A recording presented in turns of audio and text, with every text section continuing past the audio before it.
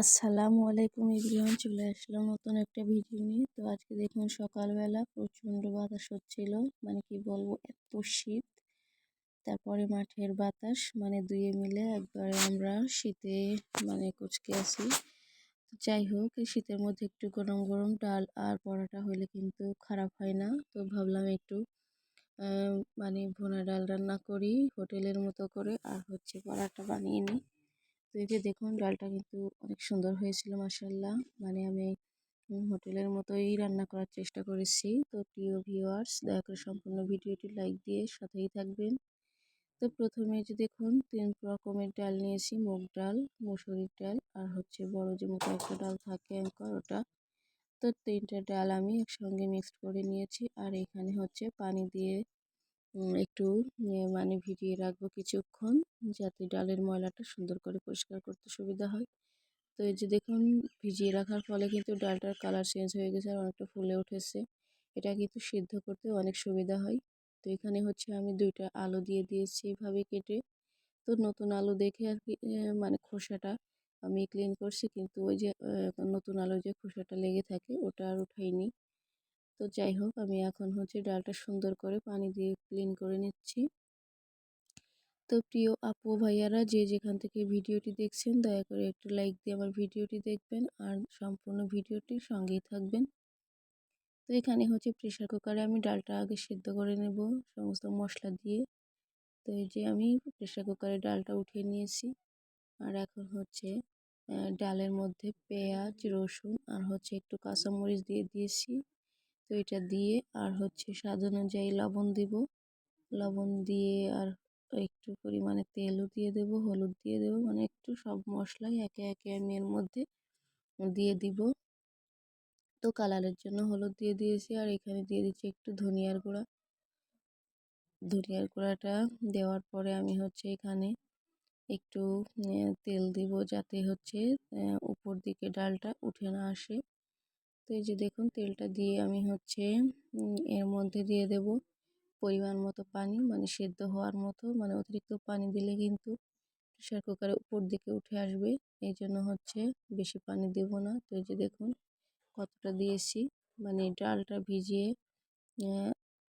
এক আঙ্গুলের এক করের উপরে আসবে এরকম। তো এখানে একটা চামচও দিয়ে দিলাম স্টিলের, আর একটা দিয়ে দিয়েছি হচ্ছে টমেটো।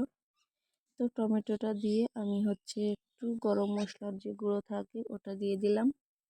তো এটা দিয়ে আমি প্রেশার কুকারের মুখটা ঢাকা দিয়ে আটকে দিচ্ছি।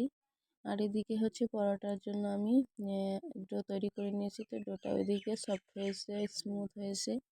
এখন হচ্ছে আমি এইগুলা বেলতে থাকবো। প্রথমে লেচি কেটে নিচ্ছি পরোটার। তো প্রিয় আপু ভাইয়ারা, যারা আমার ভিডিওতে আসছেন এখনও লাইক দেননি, প্লিজ একটা লাইক দিয়ে দেবেন। আর যদি নতুন কোনো বন্ধু আসেন তাহলে অবশ্যই আমার চ্যানেলটা সাবস্ক্রাইব করে পাশে থাকবেন। তো এই যে দেখুন, পরোটাগুলো কিন্তু আমি একে একে বেলেও নিয়েছি।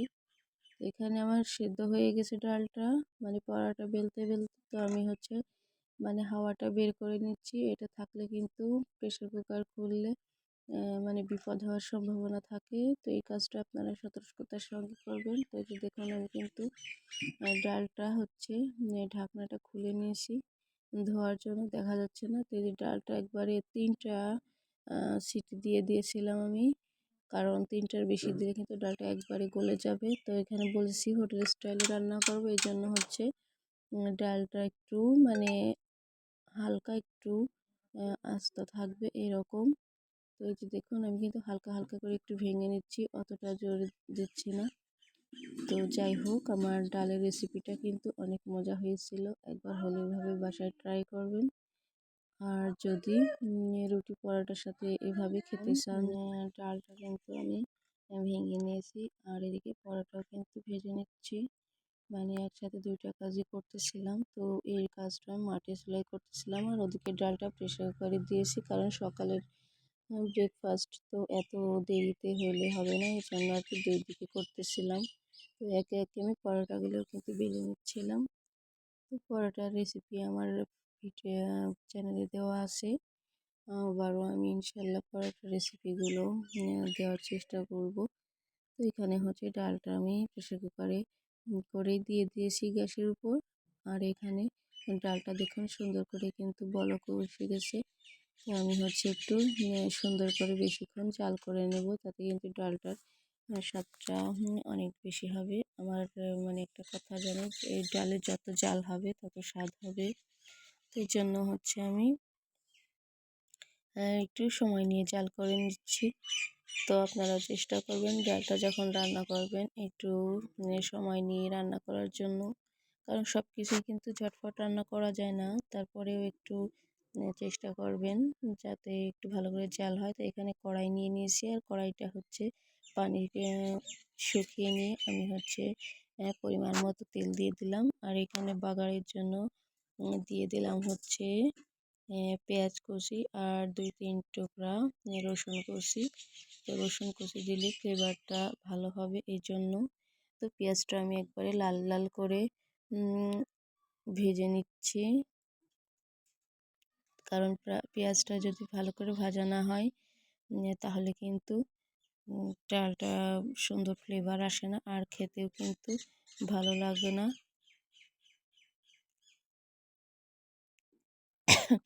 তো এখন দেখুন আমার ডালের যে কিছু উপকরণ আছে এগুলো না দিলে কিন্তু ডালটা ভালো লাগবে না। তো এখানে আমি দিয়ে দিলাম সামান্য একটু পরিমাণে হচ্ছে পাঁচফোড়ন বাগারে, আর হচ্ছে একটু জিরা। তো এটা দিয়ে হচ্ছে আমি ভালো করে নেড়ে চেড়ে মানে এগুলা একটা ফ্লেভার আসা অবধি অপেক্ষা করতেছি। আর এখানে 1 চিমটি পরিমাণ হলুদ দিয়ে দিলাম, মানে ডালটা যে সে বাগার দিব তারপরে যেন কালারটা ঠিক থাকে। এই টাইমে একটু হলুদ দিলে ডালের কালারটা সুন্দর থাকে আর সুন্দর একটা কালার চলে আসে। এই যে দেখুন, তার জন্য হচ্ছে এই হলুদটা ইউজ করলাম। তো আপনারা কিন্তু এভাবে ট্রাই করবেন, দেখবেন।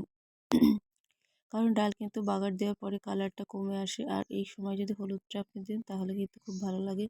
তো এখানে হচ্ছে আমি একটু ধনিয়ার পাতা দিয়ে দিলাম, এটা অপশনাল। ধনিয়ার পাতাটা দিয়ে আমি আবার একটু নেড়েচেড়ে মিক্সড করে নিচ্ছি।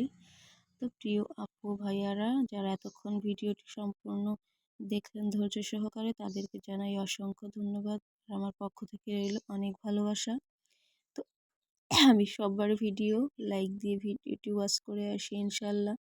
তো এই যে দেখুন আমার ডালটা অনেকটা সুন্দর হয়েছিল। এরকম ডাল যদি আপনি তৈরি করতে চান তো সেম প্রসেসটা ফলো করে তৈরি করবেন, খেতে কিন্তু অনেক ভালো লাগে।